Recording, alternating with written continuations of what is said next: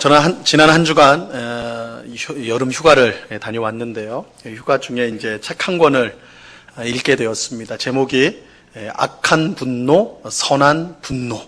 악한 분노, 선한 분노입니다. 제가 분노에 무슨 문제가 있어가지고 괴팍해가지고 제가 그 책을 읽은 건 아니고, 제가 아는 목사님이 너무 좋은 책이라고 보내주셨어요. 그래서 이번 휴가 때 한번 읽어야 되겠다 해서 가져가서 책을 읽었습니다. 사실 분노는 다혈질적인 사람, 우리 중에도 이제 그 기질 자체가 다혈질적인 사람이 있잖아요. 조금만 톡 건드려도 그냥 버럭 화를 내는 그런 사람이 이제 이 분노의 문제가 있다라고 우리가 이제 생각하기 쉬운데, 사실은 이 분노는 모든 사람의 문제입니다. 우리가 그 분노를 표현하는 것이 다 달라서 그렇지 분노하지 않는 사람은 아무도 없어요. 그래서 이 책의 저자는 분노하는 그 자체가 문제는 아니다. 분노는 사람이라면 누구나 할 수 있는, 누구나 하는 것이기 때문에 문제는 아니고, 분노에는 악한 분노가 있고 선한 분노가 있는데, 이 악한 분노를 어떻게 선한 분노로 바꿀 수 있는가, 그것이 이제 중요한 것이다. 이제 책 전체를 통해서 그것을 이제 주장을 하고 있어요. 근데 책 내용 중에 저에게 이제 좀 흥미로운 부분이 있었습니다. 이 상대방의 분노를 크게 일으키는 말이 있다. 이렇게 이제 거기에 쓰여 있어요. 상대방의 분노를 확 일으키는 말. 우리가 흔히 사용하는 말이에요. 흔히 사용하는 말. 가령 상대방이 이제 상대방과 약속을 했는데 늦게 왔어요. 한 10분, 20분 늦게 왔어요. 그럼 약올르잖아요. 막 화가 나잖아요. 그럼 어떻게 말합니까? 너 왜 이래 늦었어? 이렇게 하면 되는데, 우리가 그렇게 하지 않고 뭐라고 말을 해요? 너는 항상 제 시간에 오는 법이 없어. 너는 항상 제 시간에 오는 법이 없어. 뭐 이렇게 말하거나, 혹은 너는 절대 나보다 일찍 오는 법이 없어. 너는 절대 나보다 일찍 오는 법이 없어. 이렇게 이제 말을 하잖아요. 그죠? 그냥, 왜 이래 늦었어. 너 늦지 마. 이렇게 하면 그냥 끝날 거예요. 그죠? 상대방도 미안해. 그렇게 하면 끝날 텐데, 이 말을 들으면 어떻게 해요? 상대방이? 미안한 마음도 사라지고, 버럭 화가 나요. 내가 언제? 항상 그랬어. 뭐, 이렇게 나오지 않습니까? 이 절대라는 말, 항상이라는 말, 그죠? 너는 절대 그런 법이 없어. 너는 항상 그래. 뭐 이런 이 절대와 이 항상이란 말이요, 사람으로 하여금 분노를 일으키는 말이다. 분노를 일으키는 단어다. 이렇게 말하고 있어요. 생각해 보니까 정말 그래요. 저도 이제 지난 날들을 생각해 보니까 상대방을 화나게 했을 때가 언젠가 제가 이런 말을 썼을 때 그렇더라고요. 근데 왜 항상이라는 말과 이 절대라는 말이 이 상대방의 분노를 일으키는 것이 되는가요? 이 말 속에는 이런 뜻이 담겨 있는 거죠. 넌 어쩔 수 없는 사람이다. 넌 어쩔 수 없는 사람이다. 넌 딱 그 정도밖에는 못하는 사람이다. 너는 변화될 수 없다. 뭐 이런 말이 이 항상이라는 말, 그리고 이 절대라는 말 속에 담겨 있는 거예요. 그죠? 그렇기 때문에 상대방으로 하여금 분노를 일으키는 것이죠.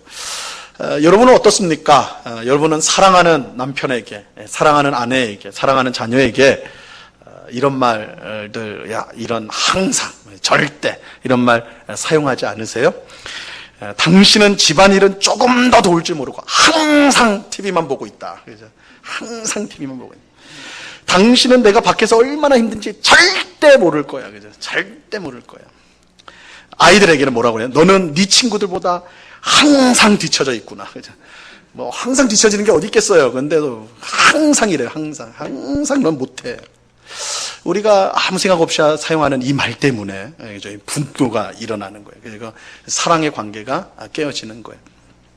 오늘 우리 예배하는 우리 모두는 이 항상이란 말, 절대라는 말을 사용함으로 상대방을 분노케 하고 상대방과의 이 사랑의 관계를 깨트리는 그런 일을 하지 않게 되기를 간절히 바랍니다. 여러분들의 표정을 보니까 난 절대 그렇지 않는데 뭐 이런 표정인데, 그러지 않을 거야 아마. 여러분들 한번 예배 마치고 돌아가셔서 한번 곰곰이 생각해 보시고 한번 되돌아보세요. 우리말 속에 의외로 이 말이 많아요. 단정적인 말, 그죠? 항상, 절대. 그게 상대방으로 하여금 분노를 일으키게 하는 그런 말들이 많이 있거든요. 그래서 우리가 그런 말들을 사용하지 않고, 항상 하나님께서 우리에게 말을 주신 것은 상대방을 세우고 격려하기 위함인 것을 알고, 그렇게 바르게 말을 할 줄 아는 오늘 우리 모두가 될 수 있기를 바랍니다. 그런데 오늘 우리가 읽은 말씀은요, 이 항상, 이 절대, 말보다요 더 센 말이 나와요. 더 센 말이 등장합니다. 오늘 설교 제목이기도 한데요. 오늘 설교 제목이 뭐예요? 이는 기록된 바. 그죠? 이는 기록된 바. 이는 기록된 바라는 말은요, 그 뜻이 뭐냐면 이것은 구약 성경에 기록된 내용이다. 뭐 이런 뜻이죠. 더 쉽게 말하면 하나님께서 말씀하신 내용이다. 이런 뜻이에요. 하나님께서 말씀하신 내용이다. 여러분, 하나님의 말씀이, 하나님이 하신 말씀이 변하거나 아니면 취소될 수 있을까요? 하나님이 그 입에서 내신 말씀을 변경하거나 아니면 혹은 취소되는 일이 있을까요? 결코 없어요. 그죠? 민수기 23장 19절 말씀에 보면요. 하나님은 사람이 아니시니 거짓말을 하지 않으시고 인생이 아니시니 후회가 없으시도다. 어찌 그 말씀하신 바를 행하지 않으시며 하신 말씀을 실행하지 않으시랴. 이렇게 말씀하고 있어요. 하나님은 사람이 아니에요. 거짓말을 절대 하지 않으세요. 하나님의 입에서 나온 모든 말씀은 그대로 성취가 돼요. 그대로 이루어지세요. 하나님은 자신의 말을 어긴 적이 한 번도 없으세요. 그래서 이는 기록된 바라는 이 말씀, 이는 기록된 바이라는 말씀은 우리가 흔히 말하는 항상, 이 절대라는 말보다도 훨씬 더 세고 강력한 말이에요. 하나님이 말씀하셨기 때문에 절대로 변하지 않고 틀림없이 이루어지기 때문입니다. 이런 점에서 오늘 본문은요, 예수님의 제자들을 분노하게 하는, 아니 이 분노를 넘어서 절망하게 하는, 절망을 주는 내용이라고 할 수 있어요. 오늘 본문 27절을 보시기 바랍니다. 27절 우리 같이 한번 읽습니다. 시작. 그래서 제자들에게 이르시되 너희가 다 나를 버리리라. 이는 기록된 바 내가 목자를 치리니 양들이 흩어지리라 하였음이니라. 우리가 지난 시간에 확인한 대로 예수님은 제자 중 하나였던 가룟 유다가 자기를 배반할 것을 말씀하셨어요. 근데 오늘 말씀은 더 심각한 말씀이에요. 가룟 유다만 문제가 아니다. 가룟 유다만 문제가 아니다. 누가 또 배신을 해요? 제자들 몽땅 다. 니들이 다 나를 배신하게 될 것이다. 이렇게 말씀하고 있어요. 그러면서 그 근거를 이야기하시는데 그 근거가 뭐예요? 하나님의 말씀이에요. 하나님의 말씀. 기록된 바 내가 목자를 치리니 양들이 흩어지리라. 예수님이 체포되고 십자가에 죽는 걸 목자를 친다라는 말로 표현했고, 그럴 때 양들이 흩어진다. 제자들이 도망친다라는 거예요. 도망갈 것이다. 이 말씀은 구약성경 스가랴서 13장 7절 말씀에 나오는 건데, 예수님은 이 말씀이 지금 나와 또한 우리 제자들, 예수님의 제자들 거기서 이제 성취될 것이다. 이루어질 것이다. 이렇게 말씀하는 거예요. 여러분, 제자들이 얼마나 큰 충격을 받았을까요? 12명의 제자 중 그 중에 한 명이 예수님을 배신한다? 그것도 참 있어서는 안 되는 일이지만 그래도 그럴 수 있잖아요. 12분의 1. 뭐 그 정도로 12명 중에 한 명 정도는 그 나쁜 놈이 있을 수도 있다. 뭐 이렇게 생각할 수 있을 거예요. 근데 12명 중에 12명 모두 다 전체가 다 예수님을 배반한다? 이건 있을 수 없는 일이잖아요. 예수님을 하나님의 아들로 3년 동안 모시고 살았던 제자들이에요. 그런데 그 제자들이 몽땅 다 예수님을 배반한다. 이거 생각하기 어려운 일이죠. 세상의 깡패도 이러진 않을 거예요. 그죠? 이러지 않을 거라고요. 근데 더 충격적인 사실은 그 일이 단지 예수님의 추측이 아니라, 야, 너희들 그럴 것 같아. 내가 너희들 꼴을 보니까 너희들 이제 다 날 배반할 것 같아. 이렇게 말씀한 게 아니라, 이 일이 하나님의 말씀이라는 거예요. 하나님이 그렇게 말씀하셨다는 거예요. 하나님께서 모든 제자들이 배반할 것이라고 미리 말씀하셨어요. 이것은 제자들에게 분노를 넘어서서 절망을 주기에 충분했을 것입니다. 그러나 제자들은 예수님의 말씀을 도저히 받아들이기가 힘들었죠. 그래서 먼저 제자들 중에 으뜸이라 할 수 있는 베드로가 발끈을 합니다. 29절 보세요. 베드로가 여짜오되 다 버릴지라도 나는 그리하지 않겠나이다. 그죠? 모든 제자들이 예수님을 다 버려도 나는 그러지 않겠습니다. 그러면 이 베드로가 이 말을 하면서 어떻게 말했을 것 같아요? 아주 담담하게, 예수님 저는 그러지 않을 겁니다. 막 이렇게 했을까요? 그러지 않을 거예요. 아주 씩씩대면서, 그죠? 예수님 무슨 말씀이었어요? 나를 뭘로 보고 하시는 말씀이에요? 네? 절대 저는 그런 일 없어요. 여기 있는 사람들 다 배신해도 저는 절대 그런 일 없습니다. 절대 그러지 않을 거예요. 이렇게 따지듯이 말을 했을 거라고. 나머지 제자들도 마찬가지였어요. 31절 보세요. 31절 같이 한번 읽어봅니다. 시작. 베드로가 힘있게 말하되 내가 주와 함께 죽을지언정 주를 부인하지 않겠나이다 하고 모든 제자도 이와 같이 말하니라. 모든 제자들도 같은 심정이었어요. 그죠? 우리를 뭘로 보고 그런 말씀을 하십니까? 하지만 예수님은 조금의 여지도 두지 않으세요. 다른 제자들은 다 버릴지라도 나는 버리지 않겠습니다 라고 말하는 베드로를 향해서요, 아주 분명하게 그냥 못을 박는 말씀을 하세요. 30절 보세요. 예수께서 이르시되 내가 진실로 내게 이르노니 오늘 이 밤 닭이 2번 울기 전에 내가 3번 나를 부인하리라. 자신은 절대 예수님을 버리지 않겠다고 말하는 베드로에게 내가 예수님과 함께 죽을지언정, 목숨을 버릴지언정 배반하지 않겠다라고 말하는 베드로에게 예수님 뭐라고 그래요? 오늘 이 밤에 닭이 2번 울기 전에 내가 3번 나를 부인하게 될 것이다. 이거 굉장히 잔인한 말씀이에요. 그죠? 예수님이 그냥 너 뜻대로 안 될 거야, 뭐 이 정도로 맞췄으면 괜찮을 텐데, 예수님 뭐라고 해요? 오늘 이 밤이다. 닭이 2번 울기 전에 네가 3번 정확하게 콕 집어서, 그죠? 3번 나를 배반하게 될 것이다. 무슨 뜻이에요? 넌 반드시 배반한다. 그죠? 너가 배반하는 것은 반드시 일어나는 일이다. 아주 잔인한 말씀이 딱 그렇게 말하는 거예요. 근데 여러분, 여기서 이 베드로와 제자들이 느끼는 분노와 절망이요, 우리에게도 결코 낯설지가 않아요. 우리에게도 낯설지가 않습니다. 왜냐하면 우리 또한 신앙생활하면서 늘 경험하는 일이기 때문입니다. 물론 제자들처럼 예수님을 배반하는 정도의 일은 아니더라도, 우리 중에 예수님 배반하는 사람은 없겠죠. 그럴 일도 없을 거고. 근데 그 정도는 아니라 할지라도요, 하나님께 무엇을 약속하고서 그것을 뒤집을 때가 얼마나 많은지 몰라요. 우리가 그러잖아요. 새해를 맞이하면서 우리는 약속을 하죠. 하나님, 바쁘더라도 내가 절대 주일은 지키겠습니다. 그런데 지나가 보면 이런 저런 핑계로 못 지킬 때가 많죠. 매일 성경을 읽겠습니다. 하루 중 정해진 시간에 난 반드시 기도하겠습니다. 교회에서 봉사를 한번 하겠습니다. 가정에서 하나님을 믿는 사람처럼 행동하겠습니다. 직장에서 예수 믿는 사람답게 진실하게 정직하게 일하겠습니다. 이런 약속을 우리가 하나님 앞에서 하지요.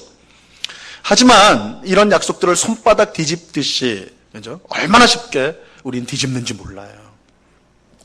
물론 그런 약속을 할 때 우리가 성급하게 했을 수도 있고, 그죠? 성급하게 했을 수도 있고, 우리의 현실을 무시하고 그냥 열정이 앞서서 그랬을 수도 있을 겁니다. 하지만 약속을 할 때 우리의 마음은 지금 베드로와 제자들처럼 간절했을 거예요. 그러나 아무리 간절한 마음으로 다짐하고 맹세해도 지킬 수가 없는 것이죠. 그럴 때 우리들은 스스로에게 분노하고 절망하게 됩니다. 나라는 사람이 이거밖에 안 되는가? 내 능력이 이거밖에 안 되는가? 이렇게 이제 절망하고 분노하고 실망하게 되는 것이죠. 근데 오늘 본문에 나오는 이 베드로와 제자들의 경우는요, 좀 다른 이야기예요. 사실은 좀 다른 이야기입니다. 그들이 예수님을 배반한 것은요, 단지 그들의 부족함 때문만은 아니었어요. 물론 이 제자들의 마음, 믿음이 연약했고 그들의 의지나 이런 것들이 약해서 일어난 일이기도 하지만 그것 때문만은 아니었어요. 더 중요한 이유가 있었어요. 그것은 앞에서 말씀드린 대로 이 예수님의 제자들의 배반은 이미 하나님께서 예언하신 거예요. 이미 하나님이 뜻으로 세우시는 일이었어요.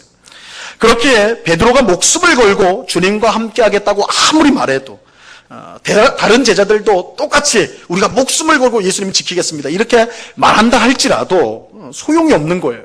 왜냐하면 그들이 배반하는 것은 하나님의 말씀이요, 이미 하나님이 세우신 뜻이었기 때문에 그런 것이죠. 여기 우리 신앙생활에 있어서 풀기 어려운 심각한 문제가 등장을 합니다. 하나님께서 모든 것을 그 뜻대로 행하신다면, 그죠? 하나님께서 그 뜻대로, 자신이 세우신 뜻대로 모든 것을 행하신다면 우리가 할 수 있는 것은 뭐가 있느냐라는 문제예요. 하나님이 그 뜻대로 모든 것을 하신다라고 한다면 우리는 과연 무엇을 할 수 있는가? 조금 어려운 말로 하나님의 주권과 인간의 의지가 충돌하는 문제예요. 하나님의 주권이 뭐예요? 하나님은 그 뜻대로 세상을 모든 것을 다스린다. 모든 것을 행할 수 있다. 인간의 의지는 뭐예요? 내가 선택하고 내가 하고 싶은 것을 바라고 그것을 실행하는 것. 이게 이 두 개가 부딪힌단 말이에요. 그럴 때 성경은 하나님의 뜻이 이루어진다 그러거든요. 그러면 우리가 할 수 있는 일은 뭐냐라는 질문이 나올 수밖에 없어요. 가령 종교개혁이 일어나고 이제 이 개신교 신학에 이제 잘 정착이 되었을 때, 그때를 우리가 이제 개신교 정통주의 시대라고 부르는데, 그때예요. 많은 신학자들이 외국에 나가서 복음을 전하는 일, 즉 선교를요, 매우 부정적으로 생각을 했어요. 여러분 되게 이상하죠. 오늘날 우리 같으면 우리 중에 누구 한 명이 제가 아직 복음이 들어가지 않은 아프리카 어느 부족에 가서 제가 평생을 복음 전하겠습니다. 그러면 우리가 그 사람 어떻게 생각합니까? 야, 너무너무 대단하다, 훌륭하다. 저 사람 인생을 걸고 저렇게 복음을 전파하는 일을 하려고 하는구나. 그러니까 우리가 그 사람 기도해주고 할 수 있는 한 후원해주고 뭐 이렇게 할 거 아니에요, 그죠? 근데 그 정통주의 시대 때는 그러지 않았다라는 거예요. 오히려 굉장히 부정적으로 생각을 했어요. 이상한 것이죠. 선교는 예수님이 하신 가장 중요한 명령인데 왜 그들은 선교를 하지 말아야 된다, 해서는 안 된다 이렇게 생각했을까? 그 이유는 그들이 예정론을 필요 이상으로 강조하였기 때문에 그래요. 예정론을. 여러분, 예정론이 뭡니까? 예정론은요, 하나님께서 세상을 창조하기 전에 이미 구원받을 사람과 구원받지 못할 사람을 정해놓으셨다라는 거예요. 이게 예정론이에요. 하나님이 세상을 만들기 전에 구원받을 사람과 구원받지 못할 사람을 정해놓았다. 더 쉽게 말하면요, 하나님은 세상이 만들기 전에 이미 천국에 갈 사람과 지옥에 갈 사람을 이미 정해놨다는 거예요. 정해놨다는 거예요. 여러분, 이것을 우리가 그렇게 이걸 중요하게 생각한다면, 이걸 딱 마음에 품는다면 전도를 할 필요가 있어요, 없어요? 전도를 할 필요가 있어요, 없어요? 없어요. 그래서 전도 안 하시는 거예요? 필요가 없죠. 다 정해져 있다는데 내가 해서 뭐 하는 거냐? 내가 해서 뭐 하는 거냐? 그래서 그 당시에 정통주의 시대에 선교를 하러 나가겠습니다. 그러면 우리 같으면 와 박수 쳐주고 막 그렇게 할 텐데, 그 당시 사람들은 뭐라고 했냐면, 야, 너가 뭐길래 하나님이 하시는 일을 인간이 하려고 그러냐? 이렇게 비판을 했단 말이에요. 핍박받으면서 선교사로 나갔어요. 그런 일들이 있었습니다. 이 예정론을 지나치게 강조했기 때문에 이런 결과가 나타나게 된 것이죠. 근데 이것은 단지 선교에만 국한된 게 아니에요. 선교의 문제만 국한된 게 아니라 우리 신앙생활에 있어서 가장 중요한 일이라고 할 수 있는 기도에도 마찬가지예요. 기도도 마찬가지예요. 기도. 여러분 잘 생각해 보세요. 하나님께서 자신의 뜻을 세웠다 했을 때 그 뜻대로 세우신 모든 것을 하나님께서 하실까요? 안 하실까요? 자신이 뜻한 것을 하나님은 하실까요? 안 하실까요? 하시죠. 하나님이 괜히 뜻을 세운 게 아닐 거 아니에요. 하나님이 뜻을 세운 것은 반드시 하십니다. 반드시 이루세요. 그렇다면 우리의 기도는 무슨 역할을 하게 되는 것일까요? 우리의 기도는 무슨 역할을 하게 되는 것일까요? 우리가 열심히 기도한다고 해서 하나님의 뜻이 바뀔까요? 안 바뀔까요? 안 바뀌어요. 그렇죠? 안 바뀌죠. 그러면 우리가 열심히 기도 안 한다고 해서 하나님께서 뜻하신 것이 이루어질까요? 안 이루어질까요? 이 말이 좀 이상하네. 우리가 기도하지 않아요. 그러면 하나님의 뜻이 안 이루어집니까? 그래도 이루어져요. 그래도 이루어져요. 우리가 열심히 기도해도 하나님이 세우신 뜻은 이루어질 것이고, 우리가 기도를 안 하고 열심히 안 해도 하나님의 뜻은 이루어질 거예요. 그죠? 그렇다면 우리가 기도할 이유가 뭐가 있냐고요. 그죠? 우리가 기도해서 뭐예요? 어차피 이루어질 건데. 그죠? 여러분, 이건 실제적인 문제지요. 하나님이 구원받은 사람을 창세전에 다 예정했으니까 전도를 할 필요가 없다는 생각이나, 하나님께서 자신이 세운 뜻은 다 자신이 이루실 것이니 기도할 필요가 없다는 생각하는 것이나, 사실은 똑같은 문제인 것입니다. 실제로 하나님의 뜻, 주권을 강조하는 교회를 다니는 성도는요, 우리 장로교회처럼 하나님의 뜻, 하나님의 주권을 강조하는 교회는 성도들이요, 대체적으로, 이건 대체적인 거예요. 예외는 분명히 있어요. 대체적으로 기도를 열심히 하지 않아요. 대체적으로 기도를 열심히 하지 않습니다. 내가 기도한다고 일이 되는 것이 아니라고 생각하기 때문에 그래요. 그죠? 하나님의 뜻은 하나님께서 이루실 거니 내가 기도를 열심히 안 한다고 해서 뭐 그것이 무슨 문제가 되겠는가, 이렇게 생각을 하는 거예요. 반면에 기도 만능주의에 젖은 성도들은 그죠? 그들은요, 어떻게까지 생각하냐면, 그러니까 이거는 아주 이제 기도를 강조하는 교회죠. 그러면 기도를 통해 하나님의 보좌를 움직일 수 있다, 이렇게까지 주장하는 사람들도 있어요. 그들은 하나님의 뜻보다는 우리의 열심이 더 중요하다고 생각을 해요. 우리가 더 오래, 더 열심히, 더 더 간절하게 기도하면 할수록 하나님은 더 잘 응답해 주신다. 이렇게 믿습니다. 이들에게 중요한 것은 하나님의 뜻이나 주권이 아니라 자신의 열심이에요. 얼마나 열심히 했느냐에 따라서 하나님은 내게 복을 주실 것이다. 나의 소원을 이루어 주실 것이다. 이렇게 생각을 해요. 하지만 우리는 이런 기도가 분명 성경적인 기도가 아니라는 것을 알고 있죠. 우리의 기도는 항상 하나님의 뜻에 맞춰져 있어야 됩니다. 하나님은 우리가 아무리 열심히 기도해도 우리의 욕심을 따라한 기도는 응답하여 주지 않습니다. 그죠? 이게 야고보서에 나온 내용이죠. 너희가 기도에 응답이 없다면 정욕들을 따라서 기도했기 때문이다. 이러죠. 왜 우리가 욕심을 따라 기도하면 받지 않으실까요? 우리가 열심히 기도했는데도 불구하고 이루어지지 않을까요? 그것이 우리에게 해가 되기 때문에. 그죠? 해가 되기 때문에. 하나님의 뜻과 상관없이 하는 기도는 해가 되기 때문에 응답하지 않아요. 하나님이 응답하시는 기도는 하나님의 뜻에 맞는 기도예요. 하나님의 뜻대로 이루어지는 것이 우리에게 가장 복되기 때문에 그렇습니다. 그러므로 참된 기도는 하나님의 뜻을 구하는 거예요. 하나님의 뜻을 구하는 거. 하나님의 뜻대로 우리가 기도하면요, 하나님 100% 응답해 주세요. 요한일서 5장 14절과 15절 말씀, 이게 중요한 말씀이죠. 우리 한번 같이 한번 읽어봅니다. 시작. 그를 향하여 우리가 가진 바 담대함이 이것이니 그의 뜻대로 무엇을 구하면 들으심이라. 우리가 무엇이든지 구하는 바를 들으시는 줄을 안즉 우리가 그에게 구한 것을 얻은 줄을 또한 아느니라. 그러니까 우리가 하나님의 뜻대로 기도하는 것이야말로 참된 기도요. 하나님은 그 기도를 반드시 응답해 주신다. 하지만 기도가 단지 하나님의 뜻을 구하는 것이라면 어차피 하나님은 자신이 세우신 뜻을 이루실 것이기 때문에 우리의 기도는 아무런 역할을 하지 않느냐, 이런 궁금증이, 이런 의문이 들 수밖에 없는 거예요. 여러분, 이제 우리 그 역에 가가지고요, 부산행 열차를 한번 보자고요. 부산으로 향한 KTX, 부산행, 경부선 부산행 열차를 보면서 여러분들이 마음속으로 간절히 기도하는 거예요. 간절히. 뭐라고 기도하냐면, 이 열차가 부산에 잘 도착하도록 기도를 하고, 혹은 다르게 기도를 하고, 이 열차가 가다가 광주로 빠지게 해달라고 열심히 기도를 하든, 이렇게 기도를 한다고 생각을 해보세요.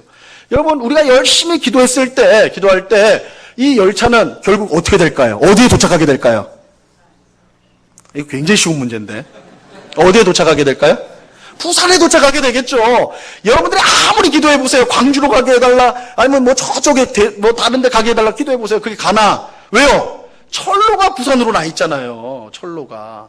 그러니까 열차는 철로를 벗어나서 갈 수가 없잖아요. 철로 따라가는 거예요. 그죠? 답이 정해져 있다고요. 답이 정해져 있다고요. 마치 우리가 하는 기도가 그런 것이 아니냐는 거예요. 마치 우리가 하는 기도가. 이미 답은 나와 있는데 우리가 기도한다고 해서 무슨 소용이 있느냐? 하나님은 그 자신이 정하신 뜻대로 행하실 것이요. 우리가 기도를 하나 하지 않으나 하나님은 그 일을 이루실 것이기 때문에, 그렇다면 우리가 왜 기도하냐? 우리가 기도하나 안 하나 그 결과는 똑같은데 우리가 기도해야 될 이유가 무엇이냐? 이런 생각이 들 수밖에 없다라는 거예요.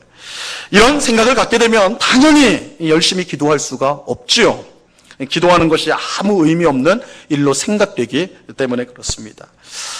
하지만 놀라운 사실이 있어요. 놀라운 사실이 있어요. 누구보다도 이 사실을 가장 잘 알고 계신 예수님이요. 예수님은 이 사실을 가장 잘 알 거 아니에요? 그죠? 하나님이 자신의 뜻을 세우고 그 뜻을 반드시 이루신다. 예수님보다 이 사실을 잘 아는 분이 어디 있겠어요? 근데 이 사실을 누구보다 잘 알고 있는 예수님께서 이 땅에 계실 때 가장 힘쓴 일이 뭔지 아세요? 기도예요. 기도예요, 여러분. 예수님은 그야말로 기도의 사람이었어요. 마가복음 1장 35절 말씀에 보면 새벽 아직도 밝기 전에 예수께서 일어나 나가 한적한 곳으로 가사 거기서 기도하시더니, 여러분, 예수님은요, 낮에 되면 아침부터 수많은 사람들이 몰려왔다고요. 병 고치죠. 하나님 나라 말씀을 전하죠. 그러니까 수백 명, 수천 명, 수만 명의 사람들이 예수님께 몰려들었어요. 그러니까 눈코 뜰 새 없이 바쁘신 분이에요. 그렇게 해서 기도할 시간이 없어요. 우리도 기도할 시간이 없습니다. 이렇게 말을 하는데 예수님에 비하면 우리는 나아요. 근데 예수님 정말 기도할 시간이 없었는데, 그럼 진짜 기도를 안 하셨나? 아니에요. 아무도 없을 때, 새벽에 해가 뜨기 전에 깜깜할 때, 그때 한적한 곳을 찾아가셔서 기도하셨어요. 예수님 새벽 기도하셨어요. 새벽 기도를 하셨다고. 그럼 새벽에만 기도하셨는가? 아니에요. 밤에도 하셨어요. 누가복음 6장 12절에 보니까 이때 예수께서 기도하시러 산으로 가사 밤이 새도록 하나님께 기도하시고, 그죠? 예수님은 새벽에 기도하셨어요. 밤새는 철야 기도를 하셨다는 거예요. 예수님 철야 기도하셨어요. 그죠? 예수님은 이처럼 평소에 가장 힘쓴 일이 뭐냐? 기도하시는 일이었어요. 기도하시는 일. 한적한 곳을 찾아서 늘 기도하는 일에 힘썼어요. 당연히 예수님은 자기에게 당한 어려움이 왔을 때는 더욱 기도에 힘쓰셨어요. 우리가 이제 다음 주에 보게 될 텐데, 예수님이 체포되는 것, 십자가 죽음으로 이끄는 체포될 때 그 직전에 하시는 일이 뭐였어요? 기도하신 일이었어요. 겟세마네 동산에서 땀방울이 핏방울이 되는 것처럼 기도하는 일에 힘쓰셨어요. 이처럼 예수님은 이 땅에 계실 때 기도에 힘쓰셨습니다. 예수님 기도의 사람이셨어요. 혹 예수님께서 예수님께서 모든 일이 하나님의 뜻대로 된다는 것을 모르셨기 때문에 이렇게 기도하신 것일까요? 우리도 알고 있는 사실을 예수님은 몰라가지고 야, 나 그런 줄 모르고 기도했어. 그랬을까요? 그럴 리 없죠. 그럴 리 없죠. 예수님보다 이 사실을 더 잘하는 사람은 없었을 거예요. 예수님은 하나님의 아들입니다. 예수님은 하나님의 뜻이 이 땅에서 이루어지기를 가장 바라셨고 또한 그렇게 될 것을 가장 분명하게 알고 믿었던 사람이 예수님이셨어요. 하지만 그럼에도 불구하고 예수님은 기도에 힘쓰셨어요. 그럼에도 불구하고 기도에 힘쓰셨어요. 기도가 필요 없다고 생각하기는커녕 오히려 기도가 중요하다는 것을 항상 강조하셨어요. 본인이 기도하셨을 뿐만 아니라 제자들에게도 기도하기를 늘 강조하셨어요. 어떻게 그럴 수 있는가? 어떻게 그럴 수 있는가? 이게 이제 중요한 부분이에요. 어떻게 그럴 수 있는가?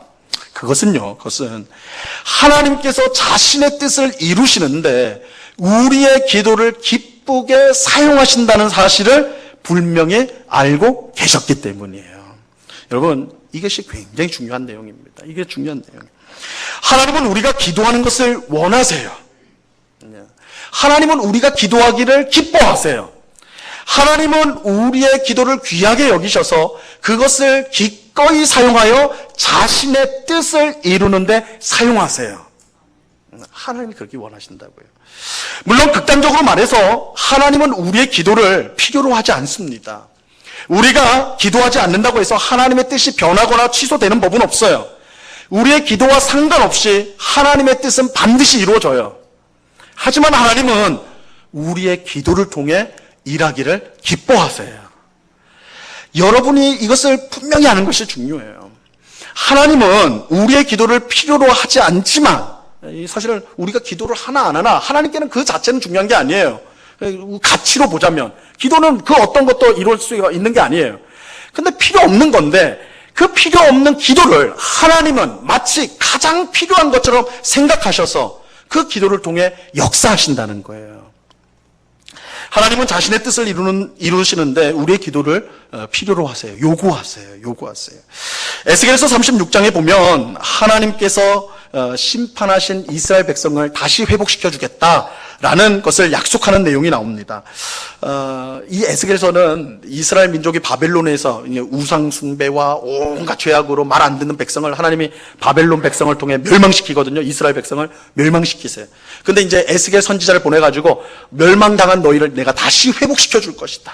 회복시켜 줄 거다. 그 약속이 이제 에스겔서에 나오는데 36장에서 그 내용이 나오는데 그럼 왜 회복시켜 주시느냐? 이스라엘 백성들이 이제 정신을 차려가지고 야, 우리가 이렇게 못난 짓을 하니까 하나님 벌 주셨구나. 우리가 정신 차리고 이제 하나님만 섬기자. 이렇게 해가지고 회복시켜 주겠다는 게 아니었어요. 여전히 그들은 정신을 못 차리고 있어요. 그러나 하나님께서 자신이 얼마나 인자한지, 얼마나 굶주림이 많은지, 얼마나 사랑이 많은지를 보여주기 위해서 내가 너희를 회복시켜 주겠다.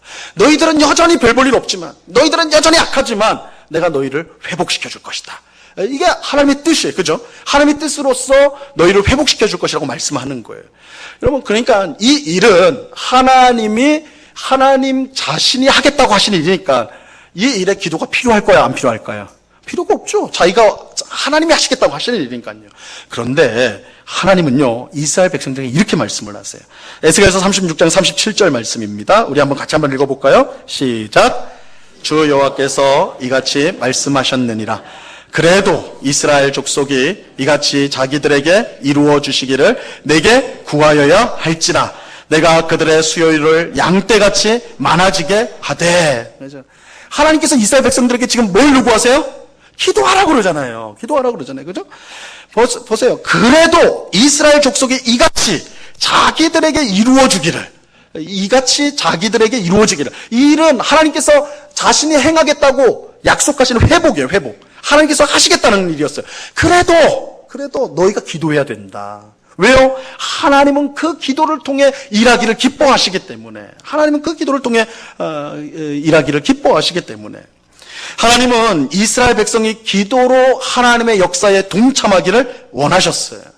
그래서 이 일을 위해 너희가 기도해야 된다. 이 일을 위해서 기도해야 된다. 이렇게 말씀하셨어요. 여러분, 하나님은 분명 우리를 향한 선한 뜻을 갖고 계시고 그 뜻을 반드시 이루어 주실 것입니다. 비록 우리가 부족하고 연약해도 그것이 하나님의 뜻을 이루는 것을 막지 못해요. 여러분, 이게 얼마나 큰 위로인지 몰라요. 여러분, 우리가 못났거든요. 우리가 참 미련하거든요. 그래도 하나님은 우리를 향한 선한 뜻을 이루고 마세요. 우리의 연약함 때문에 하나님의 뜻이 좌절되는 법은 없어요. 그죠? 하나님 자신의 뜻을 반드시 이룬다고요. 그런데 하나님은 자신의 뜻을 이루시는 일에 우리와 함께 하기를 원하세요. 하나님은 자신의 뜻을 이루는 일에 우리가 기도로 동참하기를 원하시는 거예요. 이것은 단순히 우리의 도움이 필요하기 때문이 아니에요. 다시 말씀드리지만 우리의 기도는 하나님께 대하여 그 어떤 것도 보탬이 되지 못합니다. 우리의 기도는 그 자체로 아무것도 할 수가 없어요. 하지만 하나님은 우리의 기도를 귀하게 여기셔서 그 기도를 받으시고 그 기도를 통해 역사해 주십니다. 그렇게 하시는 이유가 뭐예요? 하나님이 그것을 기뻐하시기 때문에 그래요. 하나님이 그것을 기뻐하세요. 여러분, 이게 중요한 거예요. 하나님은 우리의 기도를 기뻐하신다. 하나님 우리의 기도를 기뻐하신다. 우리의 기도에 어떤 능력이 있어서가 아니에요. 우리의 기도가 어떤 변화를 일으키기 때문이 아니에요. 우리의 기도는 아무것도 아니에요. 하지만 하나님께서 우리의 기도를 기뻐하시고 그래서 그 기도를 요구하시고 그래서 그 기도를 통해 역사하시는 거예요. 그래서 그 기도가, 우리가 하는 기도가 중요한 거예요. 여러분, 우리가 기도에 능력이 있다고 말하잖아요. 우리가 기도하면 변한다고 말하잖아요. 여러분, 우리 자신의 기도 그 자체에 능력이 들어가 있는 게 아니에요. 변화가 우리의 기도 자체 그 속에 변화의 능력이 있는 게 아니에요. 하나님이 우리의 기도를 기뻐하시기 때문에, 우리의 아무것도 아닌 그 기도를 하나님이 사용하시기 때문에 그 기도에 능력이 나타나고 그 기도를 통해 우리의 삶이 변화되어지는 그런 일들이 드러나게 되는 것입니다. 여러분, 이것이 우리가 기도를 힘써야 될 가장 중요한 이유예요. 하나님이 우리의 기도를 원하신다, 기뻐하신다 말씀하세요. 여러분, 우리의 기도는 아무것도 아니에요. 마치 광야에 굶주린 5,000명의 사람들 앞에 놓여있는 오병이어와 같아요. 오병이어가 뭐예요? 떡 5개와 물고기 2마리잖아요. 그죠? 어른 남자 5,000명, 아이들과 여자들까지 합치면 좋기 수만 명이 되는 그 많은 사람들이 있었는데 먹을 것이라고는 오병이어밖에 없었어요. 떡 5개와 물고기 2마리밖에 없었어요. 아무것도 아니죠. 그거 어디 찍어 먹기라도 하겠습니까? 아무것도 아닌 거예요, 그야말로. 그런데 그 오병이어가 예수님의 손에 올라가니까 어떤 역사가 일어나게 돼요. 그 자리에 있는 모든 사람들이 배불리 먹고 12광주리가 넘게 남는 그런 놀라운 역사가 일어나게 되는 거잖아요. 여러분, 이게 오병이어 그 자체의 능력이 있기 때문이에요? 아니잖아요. 오병이어는 아무것도 아니에요. 그 오병이어가 그런 역사를 일으킬 수 있었던 건 뭐예요? 그 오병이어가 전능하신 주님의 손에 올려졌기 때문에. 그죠? 여러분, 우리의 기도가 마찬가지예요. 우리의 기도는 아무것도 아니에요. 근데 우리의 기도를 기뻐하시고 요구하시고 원하시는 하나님의 손에 그 기도가 올려갈 때에 그 기도의 능력이 나타나게 되는 거예요. 역사가 나타나게 되는 것이에요. 그렇게 우리는 오병이어인 기도를 하찮게 생각하면 안 돼요. 시시하게 생각해서 무시하면 안 됩니다. 어차피 하나님의 뜻이 이루어질 텐데 애써서 기도하는 것이 무슨 소용이 있느냐, 그렇게 말해서는 안 돼요. 왜냐하면 하나님께서 우리에게 기도하라고 요구하시기 때문에 그래요. 하나님이 원하세요. 하나님이 원하세요. 하나님이 우리의 기도를 귀하게 여기셔서 그것을 통해 역사하시기 때문에 우리는 기도해야 하는 것입니다. 오병이어는 아무것도 아니지만 그것이 예수님의 손에 올려졌을 때 위대한 역사가 나타났듯이 우리의 기도 또한 아무것도 아니지만 전능하신 주님의 손 위에 올려졌을 때 위대한 역사가 나타나게 되는 것입니다. 우리는 하나님께서 자신의 뜻을 홀로 이루시는 분임을 우리는 믿습니다. 우리의 도움이나 협력을 전혀 필요로 하지 않으세요. 우리 인생에 하나님께 무슨 도움이 되겠어요? 아무 도움이 안 돼요. 하지만 그런 하나님이 우리에게 기도하기를 요구하세요. 하나님의 뜻대로 기도하라고 말씀하세요. 그럴 때 하나님께서 우리의 기도를 기뻐하시고 그 기도를 통해 역사해 주십니다. 예수님이 기도의 사람으로 이 땅을 사신 것은 이것을 분명히 알았기 때문에 그래요. 여러분, 예수님이 왜 몰랐겠어요? 예수님께서 하나님은 하나님의 일을 하신다고 왜 몰랐겠어요? 그런데 그 자기 아버지가 기도를 기뻐하신다는 걸 아셨어요. 그 기도를 통해 능히 역사하신다는 것을 아셨기 때문에 예수님은 이 땅을 사시는 동안 기도의 사람으로 이 땅을 사셨던 것입니다.